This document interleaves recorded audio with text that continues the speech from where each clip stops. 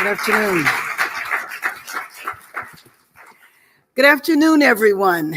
It is my pleasure to be here this afternoon.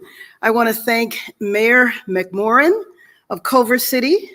I want to acknowledge my colleagues, Senator Padilla, Congresswoman Sydney Kamlacher-Dove, Chair of the Board of Supervisors, Lindsay Horvat, Supervisor Holly Mitchell. I want to thank the mayor again for having us in the amazing city of Culver City. What the president is here to do today is a part of his ongoing commitment to future generations. Skyrocketing student loan debt doesn't just prohibit young people from getting the education they need and deserve. Student loan debt prevents young people from buying a car. Student loan debts prevents young people from buying a house and starting a family.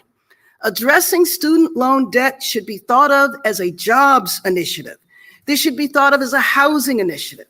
This should be thought of as an economic motivator for young people throughout the country. Student loan debt cripples our workforce, especially when it comes to addressing homelessness. We need more social workers, more mental health specialists, and more service providers. By tackling student loan debt, young people will be able to pursue these professions that save lives. That is what addressing this issue means. And frankly, canceling debt for millions will be life-changing in and of itself. So again, thank you, Mr. President, for bringing us all together today to highlight the amazing work that you've done to protect and to propel younger generations into success. And now I'm excited to introduce Dr. Jessica St. Paul, a fellow physician assistant and public health practitioner who has dedicated her career to supporting underserved communities. She has made meaningful contributions to our region, working as an adjunct professor for the Los Angeles Community College District and developing and implementing wellness centers for students throughout LA Unified School District.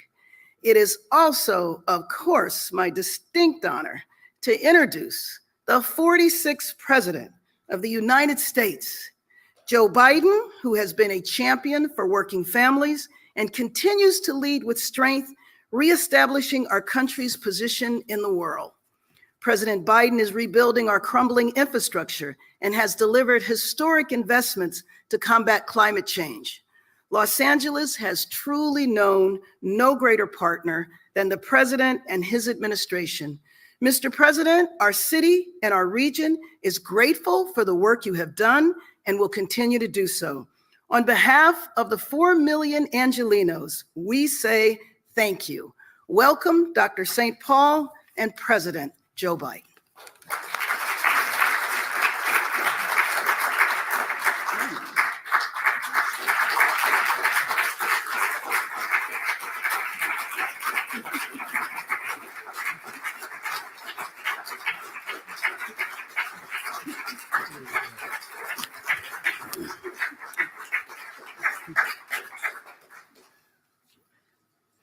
Good afternoon.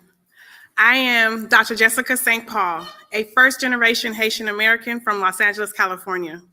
As a licensed physician assistant, educator, and public health practitioner, I teach public health and health occupations. I am a proud American Federation of Teachers, Los Angeles College Faculty Guild 1521 union member. I took out student loans to get my undergraduate degree at Howard University, my master's degree at UCLA, and then my doctoral degree, because I wanted to be better equipped and I wanted to serve my community. I wanted to live my own American dream. I've been working hard, faced with repaying my loans for almost 2 decades. But like millions of Americans, doing the right thing wasn't enough. As I paid my loans, I was steered into forbearance by my loan servicer. The interest grew and grew. I took out approximately $95,000 in loans, but after 18 years in repayment, I still had $144,652 left. It's crushing until President Biden, who kept his commitment and completely forgave that $144,652, and that's life-changing. I no longer have to be forced to choose to work or to settle to simply pay off student loan debt. I'm able to continue my passion for public service and keep serving as an adjunct faculty with the Community College District and as a physician assistant at school-based health centers. I am now married. I'm able to pay my mortgage in Los Angeles.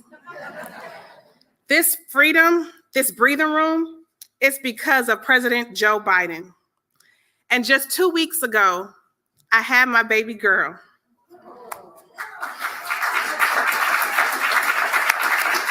It's a defining moment for me to live my dream of being a mom, because President Biden has the back of hardworking Americans, public servants just like me. I can invest in my retirement, secure a brighter future for my daughter. It is with great honor and gratitude to introduce to you our President, Joe Biden. What's the baby's name?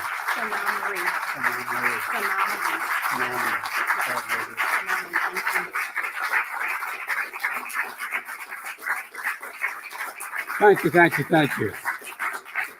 Well, Dr. St. Paul, thank you very much for the introduction. But you know, you're like thousands of others who took out loans for undergraduate school and graduate school, and because you wanted to serve your community, and you have. But in the meantime, that $90,000 you borrowed grew to $145,000, even though you kept paying on a monthly basis. Folks, I'm happy to have been able to forgive these loans, because when we realize and relieve Americans of their student debt, they're free to chase their dreams. And Doc, you got one of your dreams, your baby girl, in a file. By the way, an awful lot of people with student debt are putting off whether they can have a child, whether they can, a whole range of basic fundamental issues. And Mayor Bass, thank you for your partnership, and maybe more importantly for me, your friendship. And I want to thank the Culver City Mayor. Where are you, Mayor? Thank you. Thank you, thank you, thank you. It's great to be joined by members of Congress, Alex and the Senate and Sydney in the House. I really appreciate you being here. It's a busman's holiday for you guys to come here and other public officials speak, but thank you. And I know our great Vice President sends her love to all our California friends. She constantly, all I hear about is California, you know? I'm glad to be here. When I was Vice President, all I heard about was Chicago, you know. But I'm trying to make sure they hear about Delaware, but it ain't working yet. Look, Kamala and I ran to lead this country. We made a commitment to fix our broken student loan system. It was one of the things we both talked about in the beginning. Because while a college degree is still a ticket to a better life, that ticket is too expensive. And too many Americans are still saddled with unsustainable debt in exchange for a college degree. So there's a student loan program to be able to afford a college degree, but a lot of people didn't take advantage of it. And I wanted to make sure they did. The ability to repay, though, has become so burdensome. A lot of people can't even repay, and they try. They don't miss payments. They work like the devil every month to pay their bills. But even they pay their loans, their debt increases, doesn't diminish because of interest rates. And I thought I'd make a lot more sense to relieve student debt for families and it would grow our economy. Well, there were existing programs in the law to fix and adjust the programs. We had to change them to make people actually make them available for people, make people eligible. And that's what I've done when the Supreme Court said I couldn't go ahead and relieve all the debt. It helps everyone, not just the people whose debt is relieved, but when people in student debt relieved, they buy homes, they start businesses, they contribute, they engage in the community in ways they weren't able to before. It actually grows the economy. It grows the economy. That's why my administration has taken significant action to provide student debt relief to so many borrowers that many who didn't know they were able to get relief, and do it as quickly and as possible. Look, early in my term, I announced a major plan to provide millions of working families with debt relief for their college student debt. Tens of millions of people in debt were literally about to be canceled, their debts. But my MAGA Republican friends in the Congress, elected officials and special interests stepped in and sued us, and the Supreme Court blocked it. But that didn't stop me. I announced we were going to pursue alternative paths for student debt relief. for as many borrowers as possible. And that's the effort that's been underway the last 2 years. I fixed what's called the SAVE plan. It existed, but I fixed it to make it the most affordable repayment plan ever. Before I took office, student borrowers had to pay 10% of their discretionary income on a monthly basis.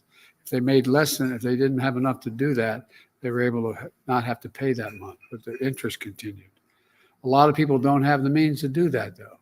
Under my SAVE plan, we're cutting in half to 5% the what undergraduate borrowers have to pay after their living expenses are accounted for. That means no one with an undergraduate loan, whether it's a community college or a four-year college, will have to pay more than 5% of their discretionary income to repay those loans starting in July. And that's income after you pay for necessities like food and housing. Already 7.5 million Americans have enrolled in this so-called SAVE plan.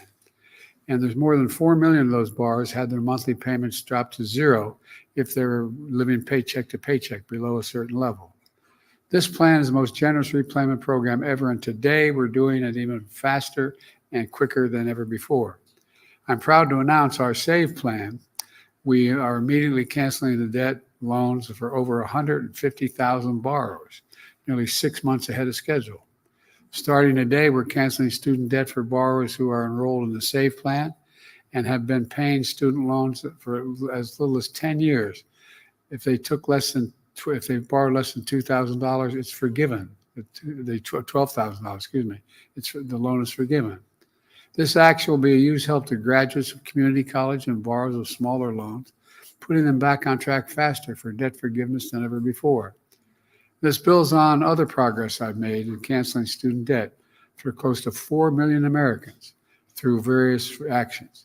For example, we fixed what was called the Public Service Loan Forgiveness Program, which was designed to make sure that school teachers, firefighters, law enforcement officers, social workers, public servants get their student loans forgiven if they make payments for 10 years in a row and 10 years of public service at the same time. And when I took office, there were 7,000 public servants who had taken advantage of this program and had it forgiven. But thanks to the reforms we made in the program, now there are nearly 800,000 have had their debts forgiven. 800,000.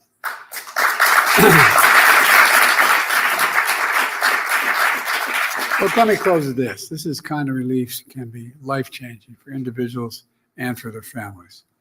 And it's good for the economy as a whole. By freeing millions of Americans from the crushing debt of student loan programs, it means they can finally get on with their lives instead of their lives being put on hold.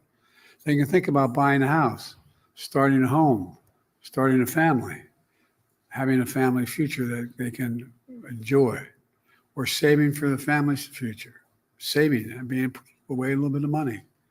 I'm proud to have been able to give borrowers like so many of you the relief you earned. I promise you, I'm never going to stop fighting for hardworking American families. So if you qualify, you'll be hearing from me shortly. Thousands of people per month are eligible, about 25,000 a month. Every 2 months will be paid on a 50,000 basis, but are eligible for relief, and they'll get a letter from me letting them know they're qualified. And when they get that letter, your debt's going to be forgiven. Look, folks, and it's also helping you who don't go to college. It's not just, people say to me sometimes, well, Joe, that's great. You're helping people get into college. But how about all those hardworking people you grew up with in the neighborhood? How about all those folks in labor unions? How about all those hardworking people who work with their hands? Why should they have? Well, just today, my labor department announced this is not the student loan program, but $200 million in grants for registered apprenticeship programs around the country, while you can learn a skilled trade and lead to good paying jobs. Everybody thinks if you're an electrician, you say one day, I want to be an electrician. And you got to go to school, basically. These apprenticeship programs are 4 and 5 years before you qualify to have a license. They work like hell to get these licenses. And guess what? You work with your hands, you ought to be able to make a decent living. And that's why they're doing it now with my position on organized labor. So it matters. All this matters. My dad used to say, Joey, a paycheck is about more than a job is about more than a paycheck. It's about your dignity. It's about opportunity. It's about being able to look your kid in the eye and say, honey, it's going to be okay. You got a chance. That's all we're doing.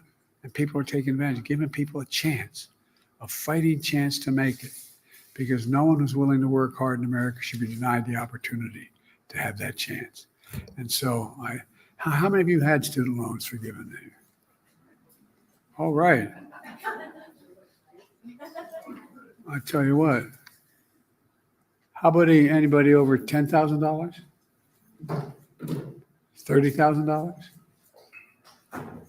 $50,000? Next month, okay. Anyway, seriously, thank you. And people have to understand, you've not only did the right thing by busting your neck and going back to school and doing as well as you did in school, but you're breaking your neck for people. You're doing it through programs that benefit the society, benefit the American people. Just like I got criticized not long ago for being too favorable to organized labor and unions. Well, they're the best workers in the world. They're the most qualified technicians. No, they really are. They really are.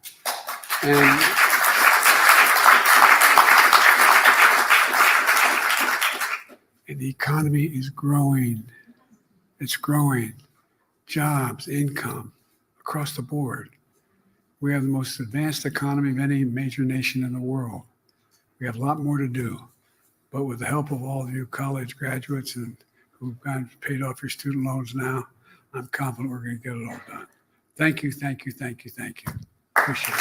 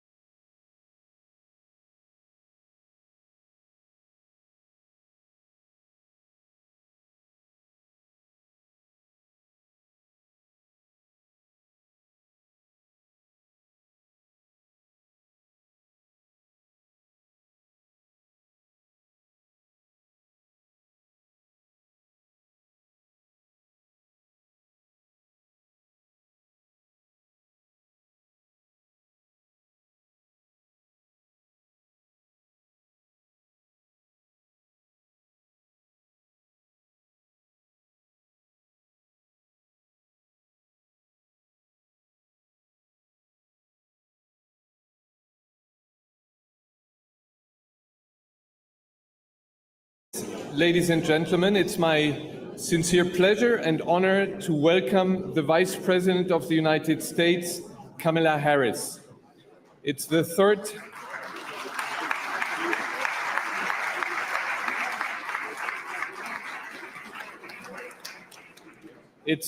third consecutive year at the MSC. It's the second Vice President of the United States to attend the MSC 3 times after Joe Biden. And it's a sign of this administration's strong commitment to transatlantic partnership and of MSC's transatlantic rules. Also, I have an impressive US congressional delegation here from both sides of the aisle. Madam Vice President, you have the floor.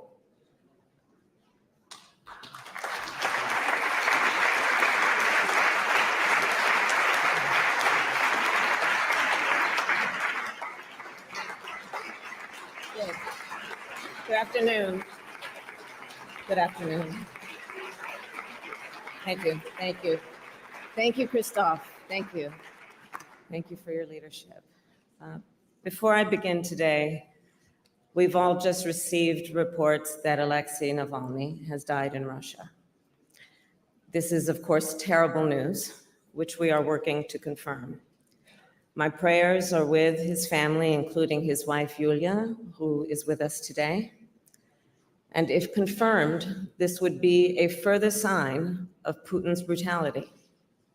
Whatever story they tell, let us be clear, Russia is responsible. And we will have more to say on this later.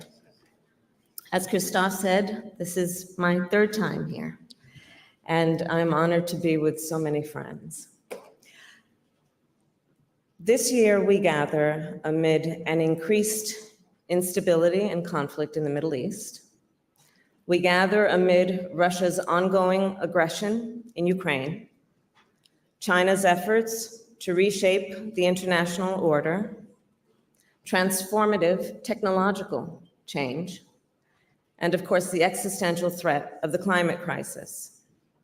In this context, I know that there are questions here in Europe and around the world about the future of America's role of global leadership. These are questions the American people must also ask ourselves.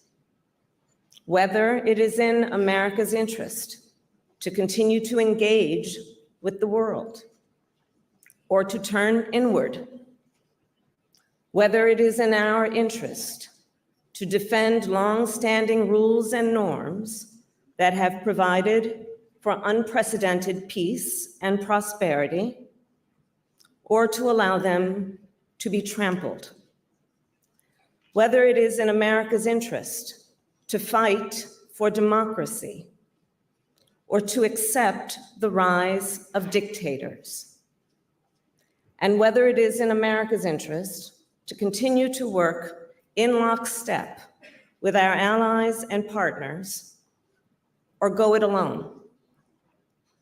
Today, I will explain how President Biden and I answer these questions with full knowledge that how America responds will affect the American people, the people of Europe, and people around the world. I believe it is in the fundamental interest of the American people for the United States to fulfill our longstanding role of global leadership.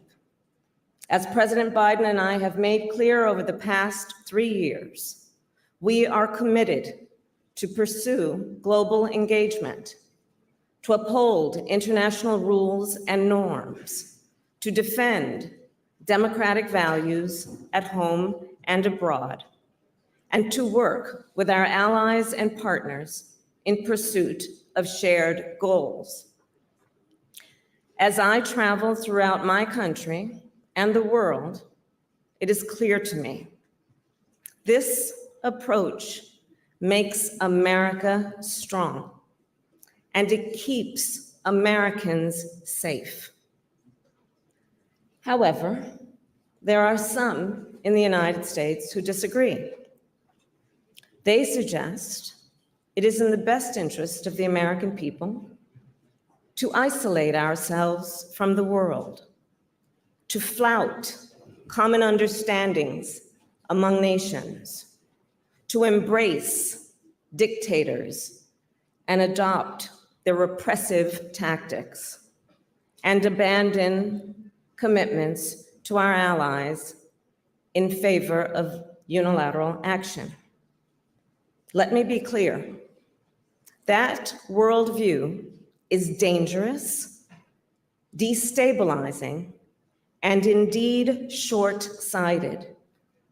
That view would weaken America and would undermine global stability and undermine global prosperity.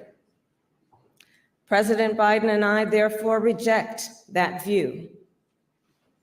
And please do understand, our approach is not based on the virtues of charity.